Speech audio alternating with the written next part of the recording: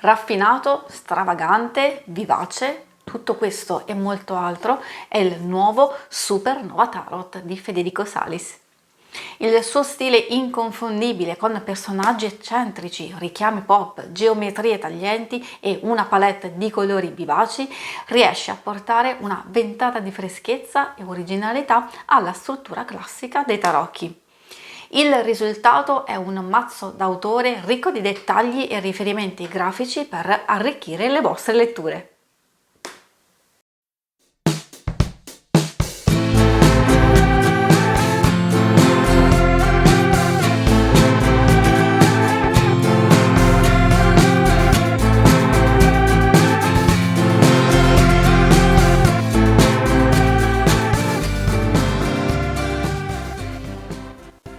Ciao a tutti amiche e amici di YouTube, io sono Angela, benvenuti alla nuova puntata della Taroteca di Exoteric World.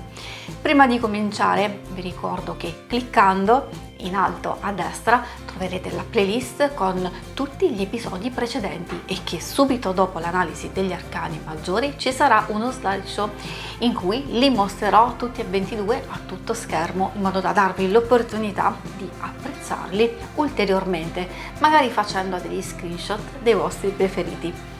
Prima della fine della puntata troverete la schermata per accedere agli interattivi dedicati all'amore e l'icona per iscriversi al canale, nel caso il video vi sia piaciuto. Adesso cambiamo inquadratura ed entriamo nel vivo della puntata. Venite con me. Benvenuti e cominciamo la puntata e la conoscenza di questo splendido mazzo partendo proprio dall'analisi fisica della scatola. Ve la mostro,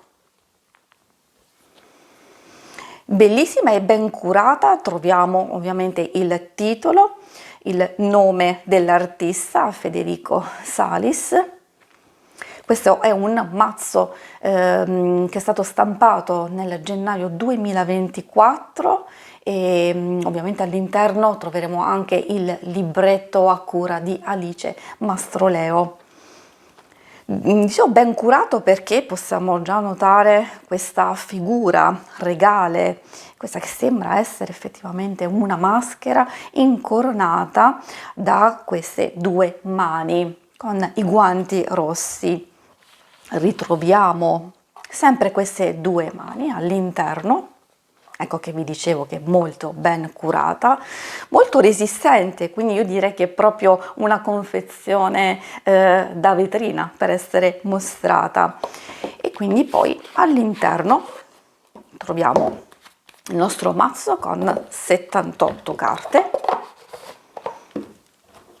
La prima carta è sempre una specie di copertina di presentazione e poi l'ultima con i riferimenti per seguire l'editore, lo Scarabeo.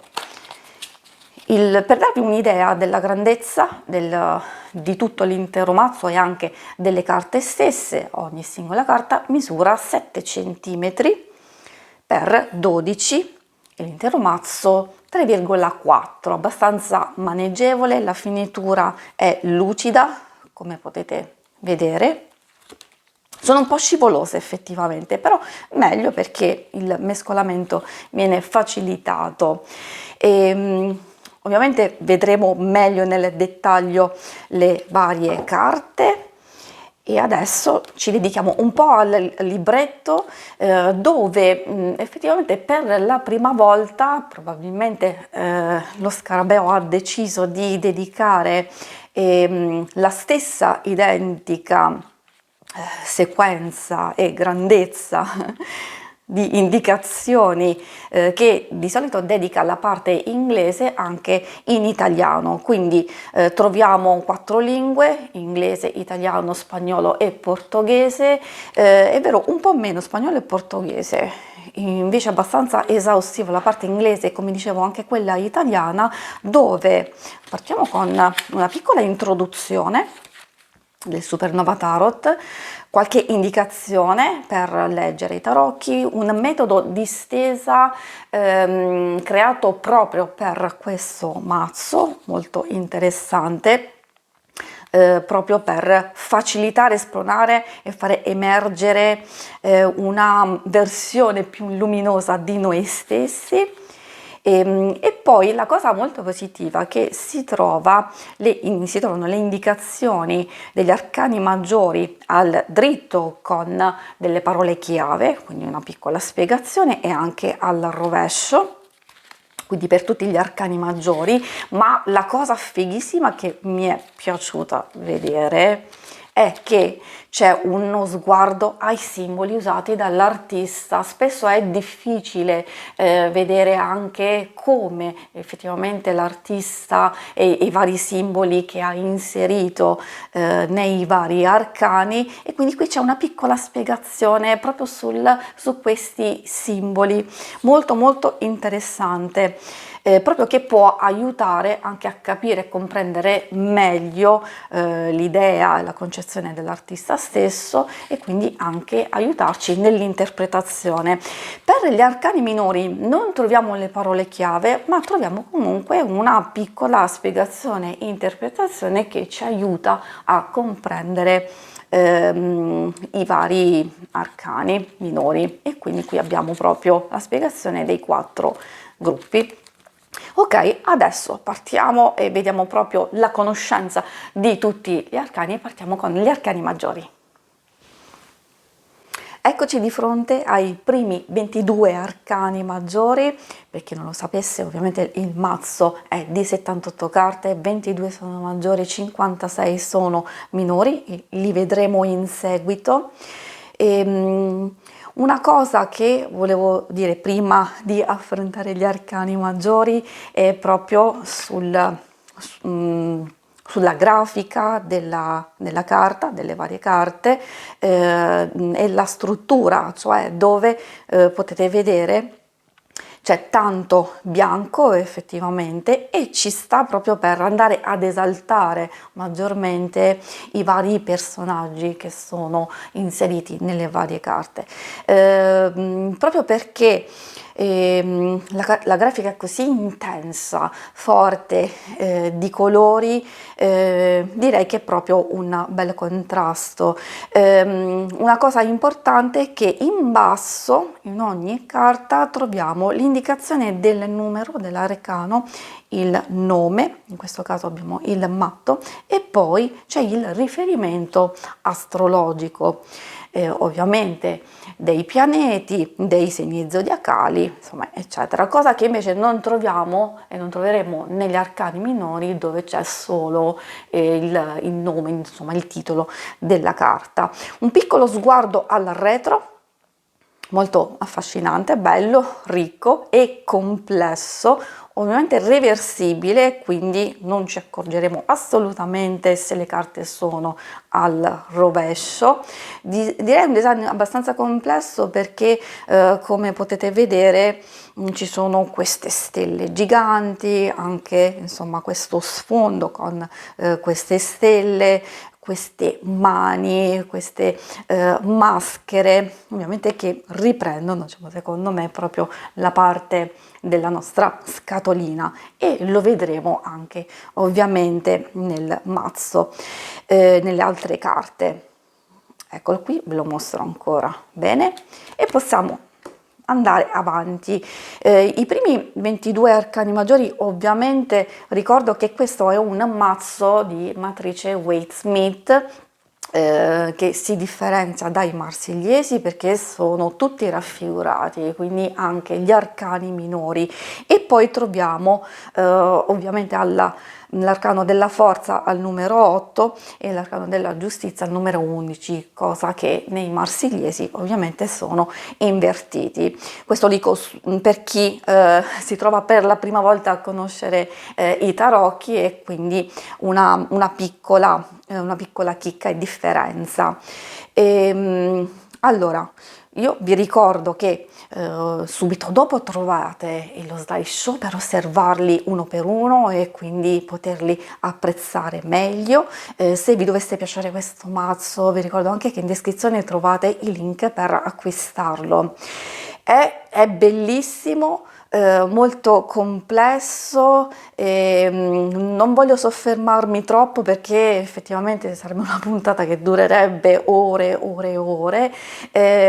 Una cosa c'è che voglio assolutamente dire e che può balzare sicuramente all'occhio, che questo è un mazzo super inclusivo che si rivolge a tutti, perché tendenzialmente uno potrebbe pensare che si tratti di un mazzo rivolto solo alle LGBTQA e invece assolutamente no, perché riguarda tutti, etero, gay, transgender, gender fluid, drag, eccetera, eccetera. Ne parleremo meglio nel corso della puntata e parleremo meglio anche ovviamente dello stile dell'artista che, come potete notare, è bellissimo e coinvolgente.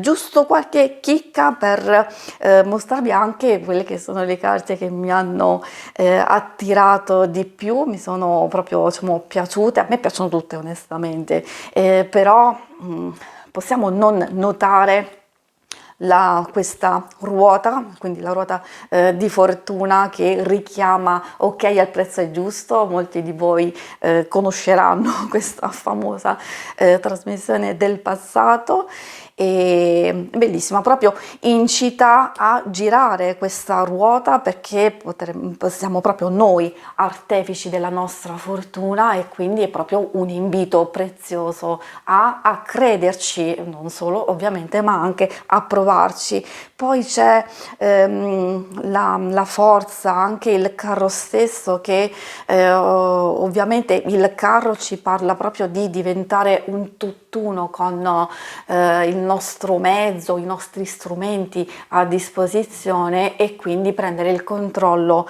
e muoverci nella nostra vita, insomma, nelle varie circostanze. A proposito di tutt'uno, è anche la carta della forza. Come vedete c'è la figura femminile e la carta e il leone sono la stessa figura, proprio ad indicare che siamo noi stessi che dobbiamo cercare di prendere il controllo di quelli che sono i bassi istinti, per cercare di non boicottarci, ma di lavorare insieme per appunto portarci a vivere delle esperienze intense ma nel pieno controllo. E poi vabbè, poi vado avanti, come vi ho detto, altrimenti durerebbe ore. Questa è bellissima, bellissima la torre con questo stivaletto dove c'è il tacco, che effettivamente viene rappresentata una torre con questo tacco che si rompe. Bellissima, molto, molto affascinante come carta. Vi spiego altre cose perché, come potete notare, una carta che è tendenzialmente negativa come la torre ha il suo pensiero positivo, il suo risvolto, cioè di andare ad incoraggiare a muoverci, a trarre il meglio di noi stessi, quindi di affrontare ogni cosa nel miglior modo possibile. E adesso andiamo avanti, come vi ricordo c'è lo slideshow e poi ci vediamo per gli arcani minori.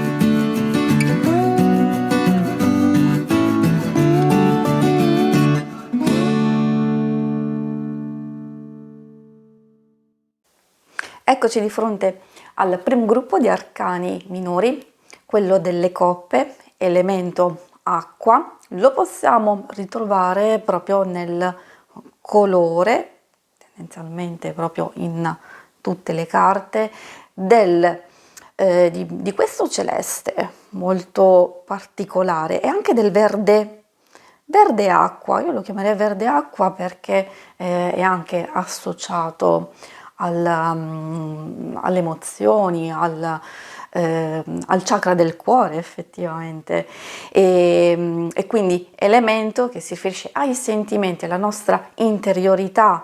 E anche un'altra cosa che assolutamente credo che abbiate notato è che c'è il rosa, questo rosa shocking, molto bello.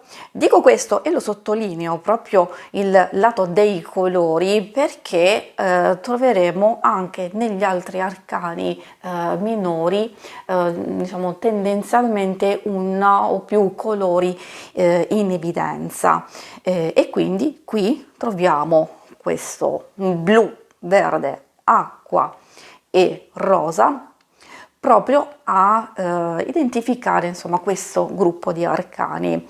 Un piccolo sguardo ovviamente allo stile dell'artista, a me piace tantissimo perché è particolarmente affascinante, direi sgargiante, a tratti irriverente, come lo possiamo notare proprio dalle immagini stesse. Un occhio allo stile perché c'è pop art, c'è arte pubblicitaria retro anni 50, anche un po' di art déco. Ho trovato proprio degli elementi che si rifanno al carnevalesco, al kitsch americano.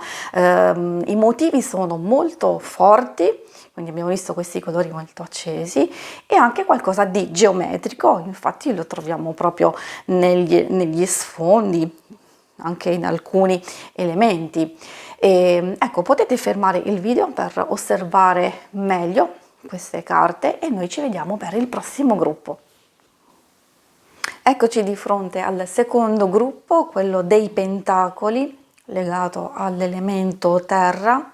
Lo possiamo vedere, come vi dicevo, proprio nei colori che l'artista ha utilizzato, che tendenzialmente appunto risalta il giallo, ovviamente il giallo dell'oro dei pentacoli, questo giallo tenue paglierino degli sfondi. Abbiamo anche il verde, i marroni e anche ovviamente un po' di rosso, lo vediamo in alcune carte.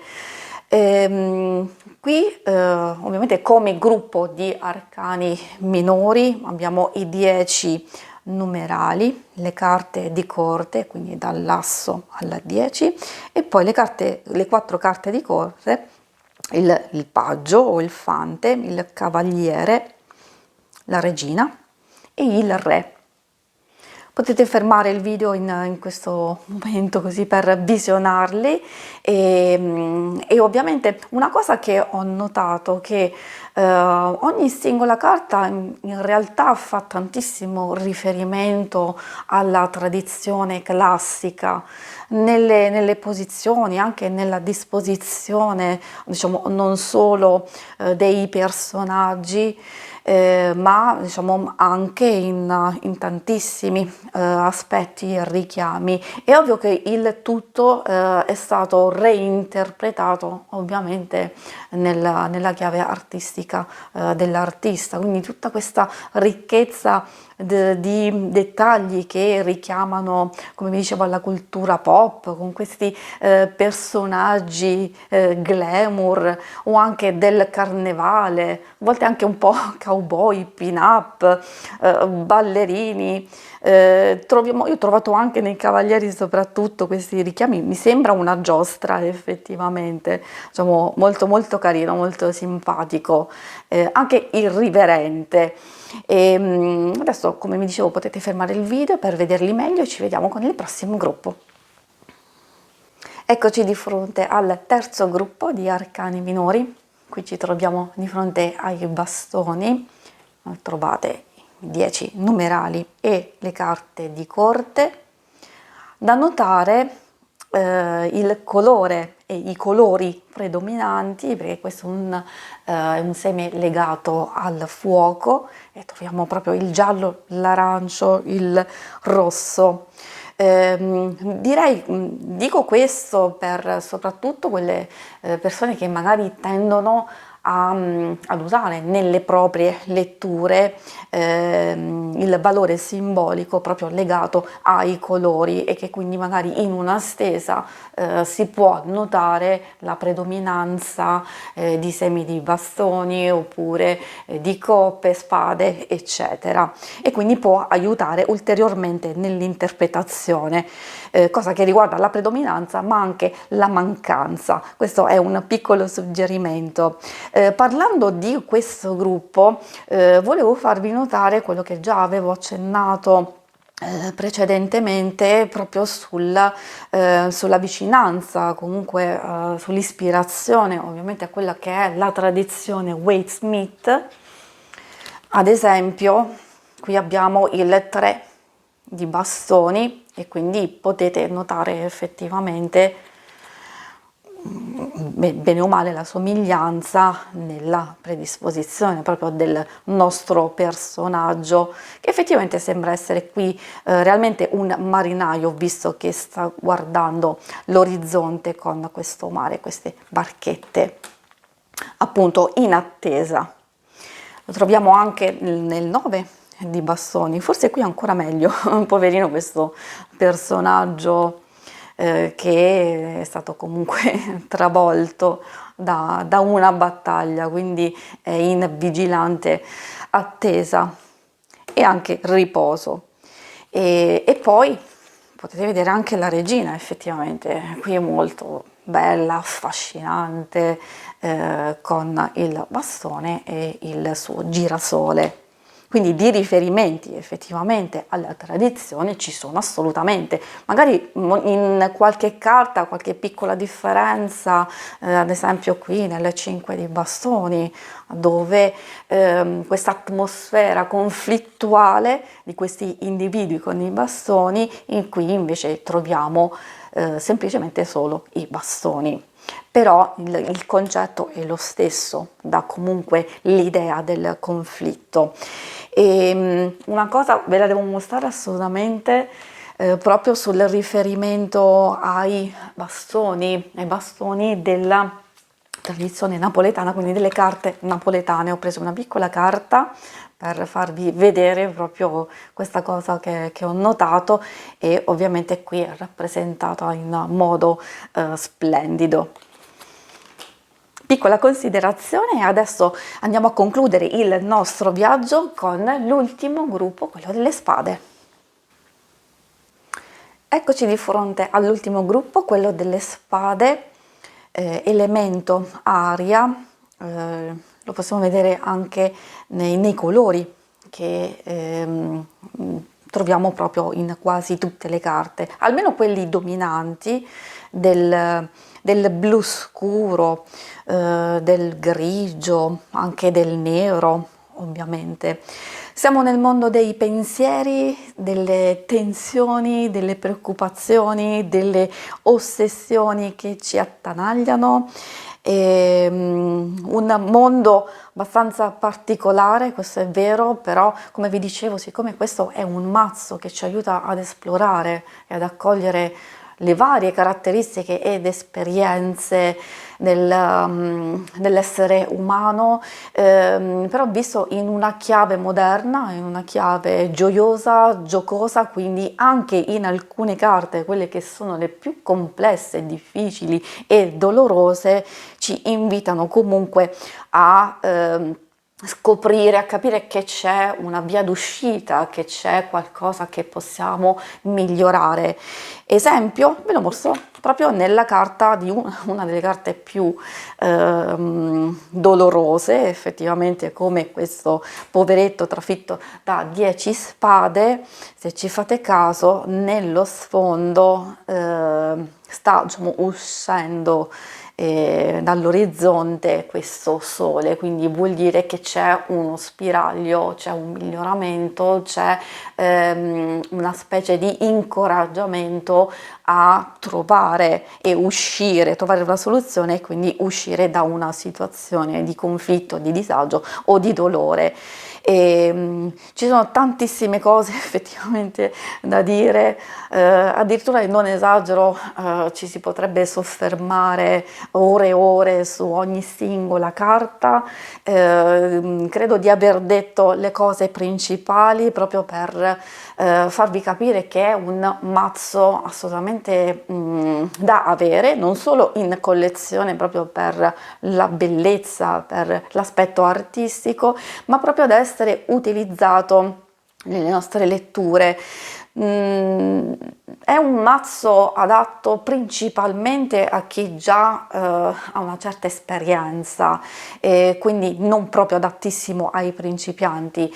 Lo possono prendere, questo sì, però diciamo, consiglio comunque di integrarlo con quelli che sono i significati tradizionali, e come abbiamo visto li troviamo assolutamente, però anche di andare oltre e quindi di scoprire, grazie ai dettagli che sono stati inseriti dall'artista, ulteriori interpretazioni, indicazioni, suggerimenti, quindi di lasciarsi coinvolgere in ogni singola carta, prenderla, studiarla, avere il nostro quadernino al lato e inserire tutto quello che riusciamo a trovare, a vedere in ogni carta, proprio per fare tutto, diciamo, uno studio che ci può aiutare nelle nostre letture.